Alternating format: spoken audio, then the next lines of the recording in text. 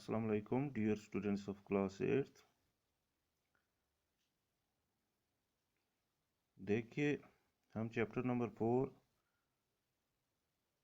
سیوکس کا chapter number 4 understanding the laws پڑھ رہے تھے، اور پچھلی ویڈیو میں ہم نے پڑھا تھا اس کا کوشچن نمبر 3، لیکن اس کا کوشچن نمبر 4 جو ہے باقی تھا۔ چلیے آج ہم اس کو پڑھتے ہیں۔ کوشچن نمبر 4 میں یہ بول رہا ہے کہ right in your own words that what you understand by the following sentence on page number 44 to 45۔ کہتا ہے کہ آپ نے جو پیج نمبر 44 سے 45 پہ نیچے جو سینٹینس دیے گئے ہیں، تو آپ نے ان کا کیا مطلب سمجھا ہے، ان سے آپ کیا سمجھ رہے ہیں، وہ اپنے الفاظ میں لکھیے۔ They also began fighting for greater equality and wanted to change the idea of law from a set of rules that they were forced to obey to law as including ideas of justice۔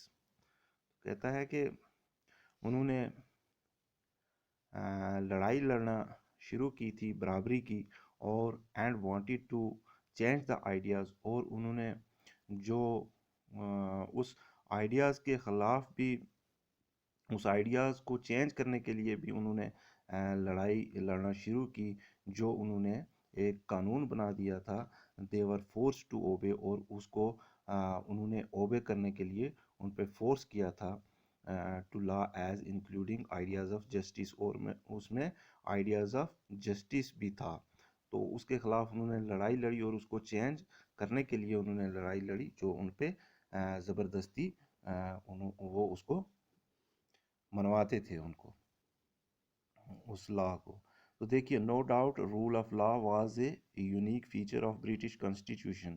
تو British constitution کا جو British آئین کا وہ ایک جو لا انہوں نے بنایا ہوا تھا، اس کی ایک عجیب مطلب صورت دی تھی انہوں نے، عجیب ہی شکل تھی جو دی تھی انہوں نے جو لا بنا کر۔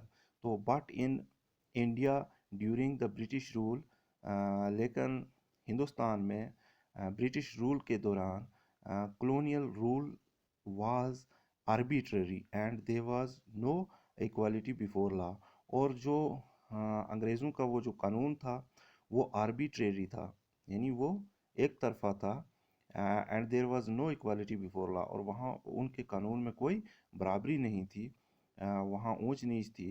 during the end of 19th century Indian nationalists started protest against the arbitrariness of British officials and demanded supremacy of law۔ تو کہتا ہے کہ 19ویں صدی کے اختتام کے دوران ہندوستانی جو لیڈر تھے، انہوں نے برٹش آفیشلز کے دوارا جو یک طرفہ قانون بنایا گیا تھا، اس کے خلاف انہوں نے پروٹیسٹ کیے، اور انہوں نے قانون کو بالا تر رکھنے کی ڈیمانڈ کی۔ they demanded that Indians should be treated equal with the Britisher and same law should be applied to both۔ تو انہوں نے یہ ڈیمانڈ بھی کی کہ ہندوستانیوں کے ساتھ بھی انگریزوں جیسا برابر کا سلوک ہونا چاہیے، اور ایک ہی لا جو ہے، سیم لا جو ہے، وہ دونوں کے لیے اپلائی ہونا چاہیے۔ they demanded not only equality but justice also۔